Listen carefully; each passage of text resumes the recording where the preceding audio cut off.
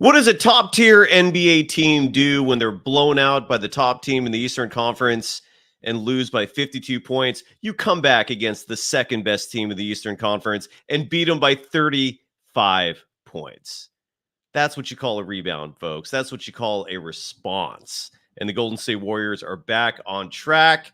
A beautiful game, a beautiful win. We're going to break it all down next. This is Locked On Warriors.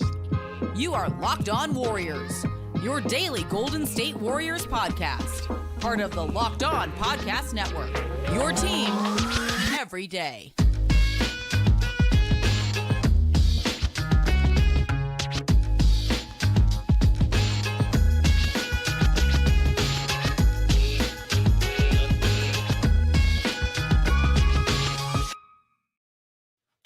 Thank you for making Locked On Warriors your first listen every day. We're free and available wherever. Sorry about that. You get podcast.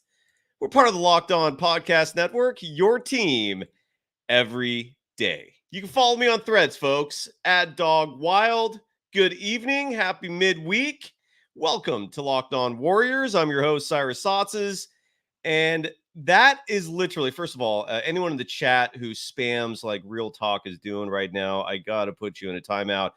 I digress. What a beautiful game, folks. The Golden State Warriors victorious tonight at home following a 3-1 East Coast road trip, and they're back on track. Look, that Celtics game, I know some people were rattled by it. Some people were disappointed by it. As your Uncle Cy told you on this program, don't sweat it. They still finished the road trip 3-1. Was it an ugly game? Absolutely. But was tonight a beautiful game? Absolutely. I want to first give a shout out to former Warriors GM Bob Myers. If you're watching the ESPN broadcast, and as I've said on this program many times, when the Warriors are on national TV, I'm going to tune to that version of the telecast, not because of anything negative toward Bob Fitzgerald and Clint Azubuike. Fitz and I go back 25 years to when I first started in this business. I think Klena is a fine broadcaster. I'm just all about different perspectives. I'm about getting as many different ideas, opinions as possible. But tonight was unique in the sense that Myers was the color commentator for it. He was honored before the game. Yes, the man cried. He has feelings. He's a human being. I personally loved it. But he also was sharing a lot of interesting insights in this game, given he knows this team as well as anyone. He took credit for hiring Steve Kerr, as he rightfully should. He took credit for drafting Draymond Green and a whole bevy of other players, as he rightfully should. And it was a fun broadcast, and it was a fun game. It got a little sketchy in the third quarter, but I want to start things off with Trayce Jackson-Davis, the young center, a kid who, from the moment this team drafted him, I was jubilant over the news because everyone I spoke to who watched this kid extensively, religiously, playing for the Hoosiers, loves him. It's always a bonus when a player is NBA progeny, meaning in his case, his dad was Dale Davis. If you're an old man like me and you remember watching Dale play, you know that if this kid has any of the bloodline, any similarities to his dad, he's going to be a baller. Dale was a beast of an inside player. In today's NBA, Dale Davis would have been a center, owning the inside. When he played in the 90s, he was incredibly a power forward, an elite rebounder, fantastic defender, solid post-up player. And Trayce Jackson-Davis, when this game started to get sketchy close in the third quarter, it was Trayce Jackson-Davis, and not just his offense in terms of getting easy lobs from Stephen Curry for slam dunks. No, it was the defense. It wasn't one block. It wasn't two blocks. It was 3 blocks in the third quarter, 2 of those consecutively by Trayce Jackson-Davis. And those blocks were huge. They were momentum shifters. You hear me talk about momentum a lot on this program, and that was no exception. And why don't we go to the local NBC Sports Bay Area broadcast where they had Trayce Jackson-Davis on the program right after the game concluded. And so NBC Sports Bay Area, the official flagship TV station of the Golden State Warriors, had Trayce Jackson-Davis on their post-game broadcast, and they asked them about his defense tonight. Here is Trayce Jackson-Davis, the young, stellar rookie. For an alley-oop, What was the key tonight to defending a guy like Giannis who's averaging over 30 a game? Just the biggest thing is he's a great player, first and foremost, but just timing, trying to just time it. I got him twice, and then just running the floor. Whenever we can get those blocks, getting out in transition, having CP and Steph and Clay, those dudes draw to, and then get an easy finish. And so just trying to bring energy to the team. There you go. And that's Trayce Jackson-Davis. Oh, by the way, that's our other intern, Katie. Hello. Sorry to slip you in there accidentally. You are behind the scenes tonight. We have 2 interns on this program. So that's Katie Flanagan. And once she's comfortable and ready to go, you're going to see her on camera once a week with Katie's Corner. But regardless, Trayce Jackson-Davis again for the night. The box score will not reflect necessarily his overall impact, although maybe he does actually. I'm looking at his numbers right now. Yeah, no, they do. They absolutely do. Trayce Jackson-Davis got a good run. He played 18 minutes tonight. He was 7 of 8 from the field. So incredibly efficient just in terms of shooting, although most of his shots were layups and slams as a center should be doing. Grabbed 6 rebounds tonight and in 18 minutes scored 15 points. So 15.6 rebounds in 18 minutes. And on top of everything else, besides the numbers I just read to you, he was a plus 20 in net rating. So kudos to Trayce Jackson-Davis. One hell of a performance. And let's really hope that this becomes a regular thing for the Golden State Warriors. What I mean by that is there's been a lot of nights where we see Trayce Jackson-Davis or a player like him, a young player, show up, get a run, make an impact. You're thinking to yourself, great, I want more. I can't wait to see what's next. And then he'll get DNPs or he'll get like limited run. Let's really hope performances like these are convincing head coach Steve Kerr that Trayce Jackson-Davis belongs. He should be a part of the rotation. And this is part of what was missing, I thought, in the Celtics game was going to these young players who are giving this team the energy they need. Notice tonight the team did not blow the fourth quarter either. In fact, in the fourth quarter, the Warriors outscored the Bucks 32-9. Again, the Warriors outscored the Bucks 42-32 at the end of the first quarter. That was a high-scoring start to this game. Neither team was playing much defense. The Warriors outscored the Bucks by 12 in the second quarter. They had a 20-point lead at the half. Then things got a little sketchy in the third quarter. The Bucks outscored Golden State 23-15 in the third. It started kind of getting close. But before the quarter even ended, again, those 2 Trayce Jackson-Davis blocks, those 2 happened consecutively. Like Giannis went up, Trayce Jr. blocks him, and I call him Trayce Jr. because that's Klay Thompson's nickname for him. Trayce gets another block. They run it back. Steph sets him up for a lob. And then later in that quarter, Trayce got his third block on Giannis, and it was over after that. The momentum had shifted, and the Bucks, again, even though record-wise they're not the second best team in the Eastern Conference, I think safe to say, at least in my humble opinion, if anyone's going to beat the Celtics in the Eastern Conference, it's going to be the Milwaukee Bucks. Oh, no, they are. They're actually, and they're standings-wise, they're also second as well. So again, for however bad it was a few days ago in Boston, it doesn't feel good losing by 52 points. For them to come back and hammer the Bucks, they really controlled this game from beginning to end. They looked fresh. And Bob Myers made a really good point, too. When you get your ass kicked like that, when you lose by 52 points, it's a wake-up call. Right? Like you don't just lose like that if you have a championship mentality and think to yourself, whatever. No, you're going to get pissed and you're going to be motivated and you're going to come back and fire like gangbusters. And they did just that. So final score in this game, 125-90. The Golden State Warriors winning by 35 points. When we come back, we're going to break down the standings. I really want to talk about the youngsters. To me, they're the difference, not just in tonight's game where we saw a fourth quarter. And these fourth quarters traditionally this year have not been great for the Warriors. We've broken it down here. A huge part of that has been Steve Kerr doing what he did a lot of the season before we're thankfully seeing this turnaround in terms of his philosophy and approach, which is to rely and trust on these young players more. And that especially applies to the fourth quarter when you need energy, you need sustenance, you need athleticism to put games away. And Steve Kerr's doing that. I'm going to give Kerr love when he deserves it, man. He deserves it right now. He's playing the right players. Finally, better late than never. And he's thankfully, pressing all the right buttons, and the rotations are looking good. So we're going to talk about those youngsters, and we're going to talk about the standings when we come back. Play some more sound if anything comes down. But let's give some love to our first sponsor for the evening, and that is eBay Motors, which is an especially awesome sponsor if you drive a car and you love your baby to be taken care of, and you're also looking out for that important bottom line being your pocketbook.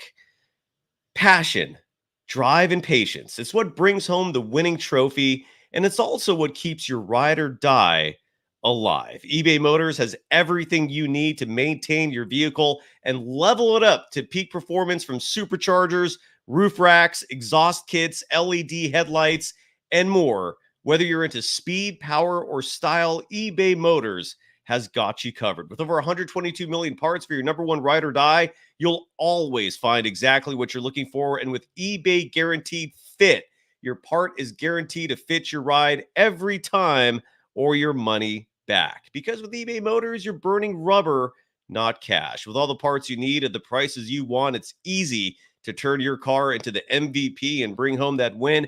Keep your ride or die alive at ebaymotors.com. Eligible items only. Exclusions apply. eBay Guaranteed Fit only available to U.S. customers. You are Locked On Warriors, your daily Golden State Warriors podcast.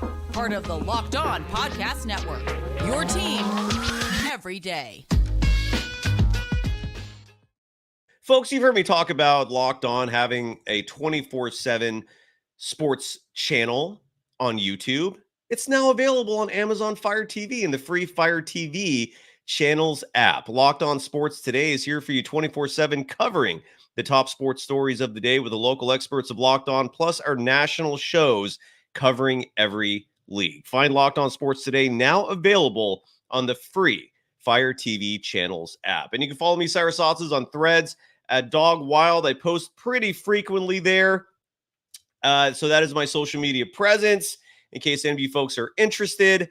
I want to touch on real fast the standings before I get back to the young players on the Golden State Warriors who are really making a huge difference. Oh, and this stat, by the way, just came in from ESPN. Nice little nugget of information from Scott Van Pelt.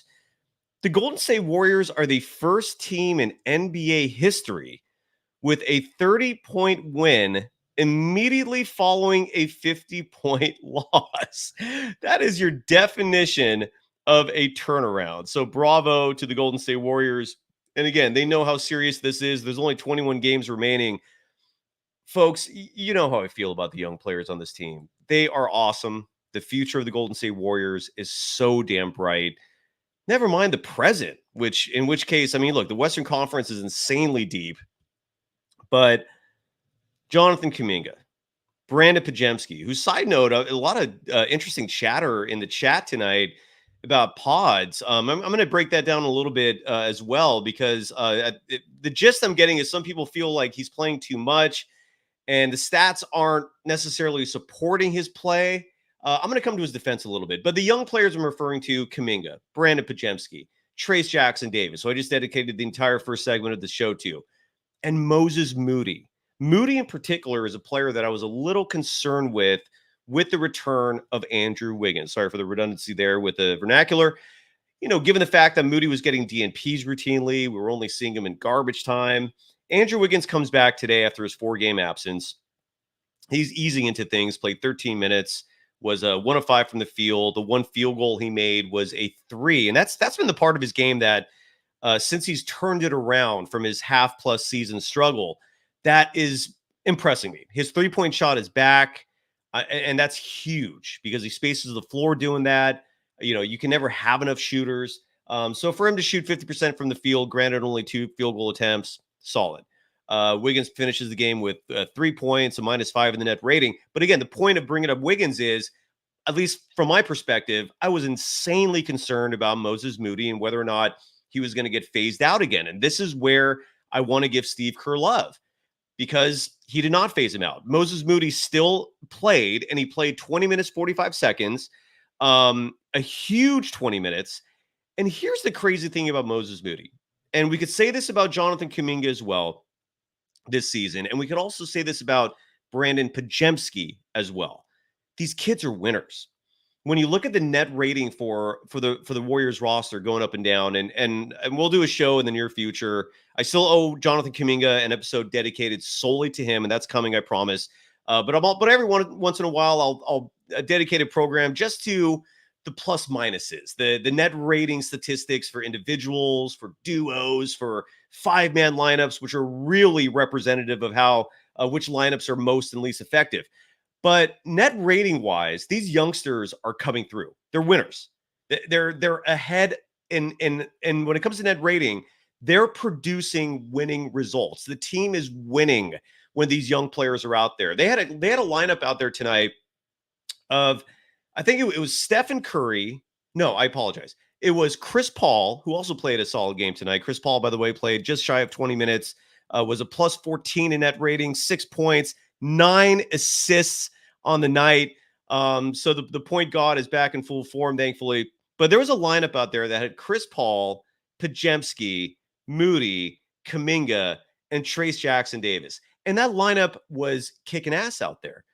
That's not only the future of this team, it's the present. 4 of the 5 players out there were either rookies or third-year players who are just 21 years old. Trayce Jackson-Davis is actually the senior citizen of that group. He's 24. The other 3 are 21. And Moses Moody, when he plays, the team wins. For the 3rd time in 4 games, 4th time in 5th games, it's either one or the other. I apologize for not having that stat nailed down. It's one or the other. Moses Moody has led the team in net rating, and he did that again tonight. Moses Moody plays 20 minutes, and it's not always the stat sheet that reflects his impact. And what I mean by that is he was 3 for 7 from the field. Good, not great. Just a little shy of 50% shooting. But even though he finished the night with 6 points, 4 rebounds, again, you're not going to all-star games with those kind of stats. He led the team in net rating with a plus 22. What does that mean? That means for the 20 minutes that Moses Moody's out there, the Golden State Warriors are kicking some serious butt.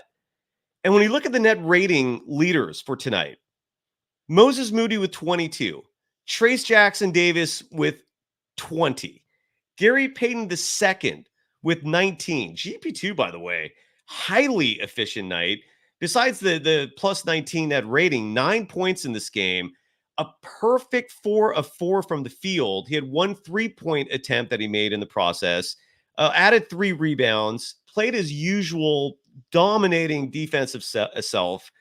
Definitely was causing headaches out there for Giannis, because even though Gary Payton II, the nickname is so true. The little big man. And how many times have you seen him guard much larger players and just pester the ever-living you-know-what out of them? I don't think any player in this league likes having Gary Payton II defend him. You could see that they're irritated.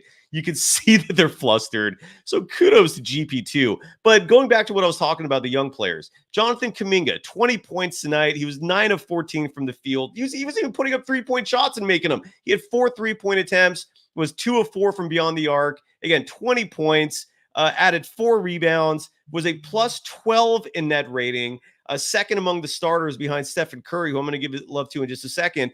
And then Brandon Podziemski. This is the player that, again, quite a few of you in the chat tonight, causing some or expressing some some consternation, I apologize, regarding his performance. And more specifically, I think it's the stats that folks are looking at with a little concern. He's not putting up huge numbers. His 3-point shot is clearly not there yet. I mean, this is someone who shot 43% playing at Santa Clara, and that shot is just not there for some reason. Like one of his 2 made threes tonight was a bank shot, and he did not call bank.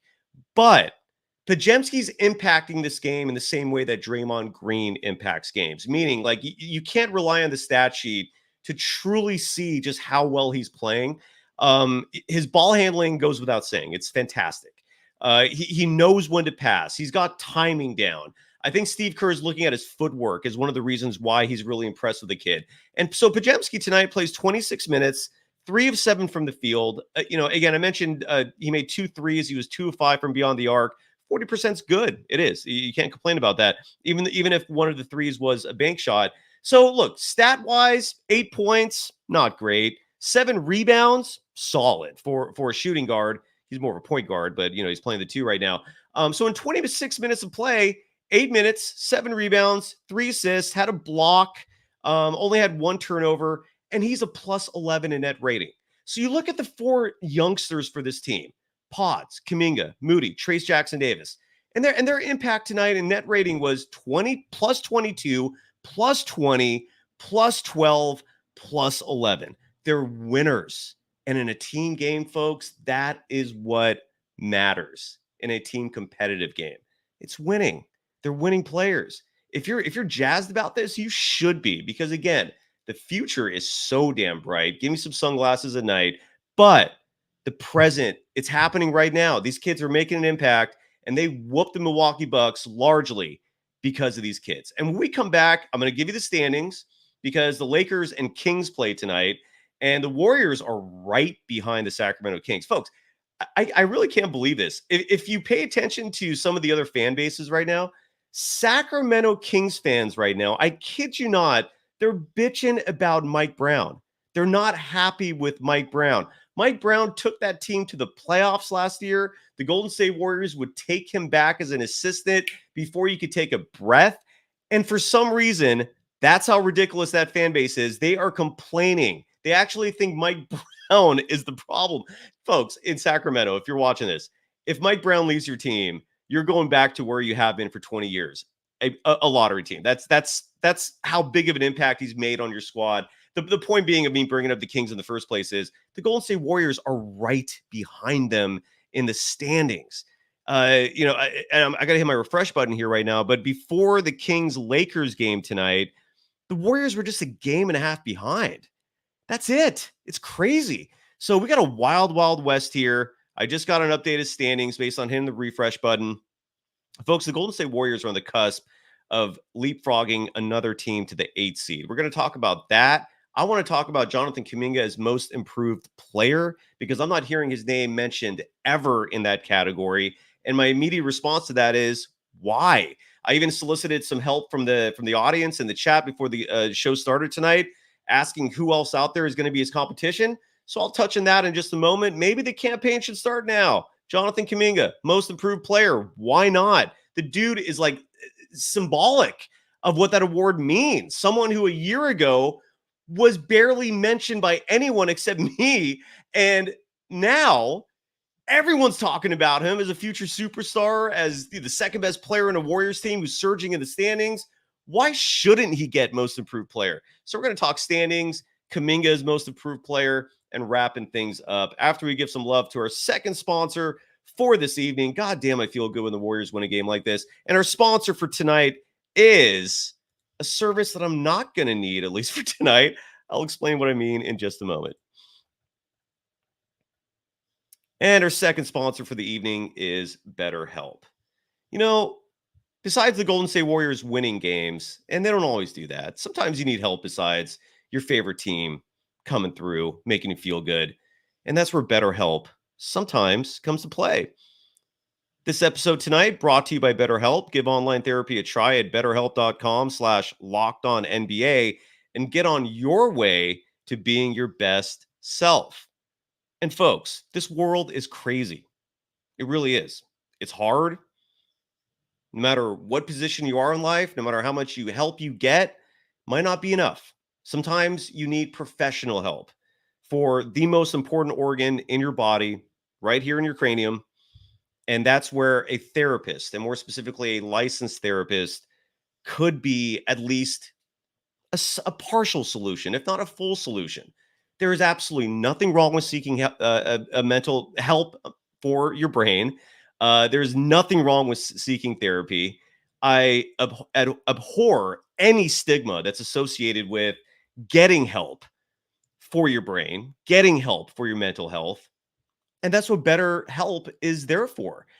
Besides the fact that you're saving time and money by getting your therapy service on your computer remotely in the comfort of your home, They'll also let you change therapists until you find the one that you feel like is the best fit. And that sometimes is the biggest obstacle to the whole therapy process, is actually finding a therapist you trust, finding a therapist who you think is genuine in terms of their desire to help you, just finding someone you connect with and feel comfortable with, feel safe with. BetterHelp will make sure you get the right therapist, and that's on top of the convenience of getting therapy from the comfort of your home. So if you're thinking of starting therapy, give BetterHelp a try. It's entirely online. It's designed to be flexible and suited to your schedule. Visit BetterHelp.com/LockedOnNBA to get 10% off your first month. That's BetterHelp, HELP.com/LockedOnNBA. You are Locked On Warriors, your daily Golden State Warriors podcast. Part of the Locked On Podcast Network, your team every day. All right, one final segment of Locked On Warriors. Thank you for making Locked On Warriors your first listen every day. We're free and available wherever you get podcasts. And for the everydayers, we are right back at this tomorrow. This game was the first of a doubleheader, of a back-to-back, I apologize. So the Warriors are back at this tomorrow against a Chicago Bulls team that, in my humble opinion, has one of the worst front offices you could possibly imagine. The Chicago Bulls are a team that every time a trade deadline comes around, every time the NBA offseason is in full swing, I'm always looking to that team and thinking to myself, why are you not rebuilding? What are you holding on to these pieces for? You have some talent. You don't have chemistry. You don't have the semblance of a successful team, yet you're just going to hold on to these veterans and not rebuild. It drives me insane. Their front office is the definition of incompetency. And I bring the Bulls up because that's who the Warriors are playing tomorrow. The Chicago Bulls, by the way, in the standings. Again, this is a team that thinks they're good enough to not make serious trades and rebuild, yet they're currently the 9 seed, 2 games below 500, 18 and a half games behind the Boston Celtics. But sure, keep your team. Yeah, don't make any deals, because with DeMar DeRozan and Alex Caruso, you're going to maybe get out of the play-in. Give me a break. But regardless, that's who the Warriors play tomorrow, the Chicago Bulls. The Most Improved Player award. I saw in the chat someone mentioned Tyrese Maxey. I mean, but he was good last year. This was the argument. Like, I remember what John Moran, I think, won this award a year ago. Correct me if I'm wrong. I hope I'm not off by a year, but maybe I am. But the point is, and again, yeah, Real Truth brings up Maxey, but Maxey was already a really good player. And Chico brings up, JK was good last year. Yeah, he was, but he wasn't putting up anywhere near the type of numbers he is now. And Tyrese Maxey, for example, I'm going to pull up his numbers because that's, and I think I heard someone say Jalen Williams of the Indiana Pacers as a potential candidate for Most Improved Player. Tyrese Maxey, I'm bringing up his stats right now so we can get a comparison between last year and this year, just to see just how much improvement has actually been made. So Tyrese Maxey last year averaged 20.3 points per game. And yeah, there is an improvement there because this year he's averaging 26 per game. But again, this I think comes down to an argument of what the spirit of the award is, what it should be, which is someone who's actually showing genuine improvement, meaning someone who was not on the radar of really anyone last year. I know Kuminga had a good season last season, but the numbers were paled in comparison to this year. And look, it is an improvement going from 20.3 to 26. That is. But Jonathan Kuminga, unless you really followed the Golden State Warriors, no one knew who he was a year ago. And Jonathan Kuminga right now, I'm going to pull up his stats to you just to so we can get a little comp here. Last year, Jonathan Kuminga averaged less than 10 points a game. He was at 9.9 points per game. He averaged 3.4 rebounds per game. And he only averaged 20 minutes per game, 20.8 more specifically. This season, he's averaging 25.6 minutes per game. That number should be closer to 30 in my humble opinion. But he's averaging 15.6 points, and that number is going to continue going up. His rebounding numbers, he's averaging nearly 5 rebounds a game now. He's at 4.8. And a lot of these numbers are skewed because of how many low minutes he was playing early this season. I want Kuminga for the award. And real truth, you bring up, how was Kuminga the first few months? It wasn't good because he wasn't playing. He was efficient, but he wasn't getting minutes. So, and exactly, Dr. J30 is because Kerr would pull him every time he did something wrong. Dino Manrico, hope I got your name correctly. I agree with you. To me, I've been saying this for a long time. Jonathan Kuminga is the second best player on the Golden State Warriors. So I'm going to start the campaign. Jonathan Kuminga, most improved player.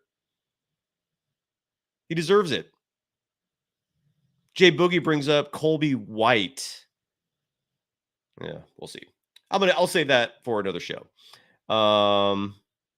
G brings up a question, which is, how do Brandon Pajemski and Moses Moody play different positions according to the casuals? I don't see basketball as a positioned game, meaning I don't see positions anymore. It's just it's just wings and point guards and centers, and I mean, look, the game was not designed for specific positions in the first place. The positions are constructs mostly for us to understand the game better. But anyways, standings real quick to wrap it up. And again, I can't thank everyone enough for your support with this program. It always feels good to have a show like tonight where the Golden State Warriors, immediately after losing a 52-point game, they come back and win by 35. Got to give Stephen Curry some love real fast because, as usual, he was the best player on the floor tonight. He played 30 minutes and 46 seconds, 10 of 18 from the field, bouncing back from that 0 of 9 performance in Boston from deep, going 6 of 10 from beyond the arc tonight, 29 points, a plus 15 in net rating. He grabbed 8 rebounds, grabbed 5 assists. Oh, Steph, bless you. And the standings to wrap things up for tonight's show. The Warriors are right now the Western Conference is insane. The Golden State Warriors right now are a half game behind the Mavericks, a team that I think a lot of people thought was going to surge after the trade deadline, but they haven't. The Warriors are literally a half game behind the Dallas Mavericks for the 8th seed. They're tied in the loss column. The Golden State Warriors are 2 games behind the Kings, who beat the LA Lakers tonight. And they're 2 games back in the loss column as well. They played the exact same amount of games. And the Warriors are now a half game ahead of the LA Lakers. So if that playing game happened tonight or this season, if the season ended today and they're playing, that game is at Chase Center. But there's a long ways to go. And the Phoenix Suns, by the way, who hold the 6th seed, which determines whether or not you're in the play-in or not, they're 2.5 games ahead of the Warriors right now. And Joe, you're absolutely right. The Lakers lost to Sacramento. So the Kings, this is crazy. I mean, 21 games to go in the season. We're about to find out just how good the Warriors are. Dr. J, thank you, sir. Joel Buffkin, you're absolutely right. Curry the GOAT. Yada yada mean writes, the Warriors still got to hit that 7th or 8th seed. They got to hit that 6th seed to avoid the play-in. I think that's the big goal here. All right, Katie Flanagan, thank you for being behind the scenes tonight. I love that we have interns on this program this year. I am stoked. And we'll back at this tomorrow. Warriors Bulls, another post-game show. Feeling good. 21 games remaining.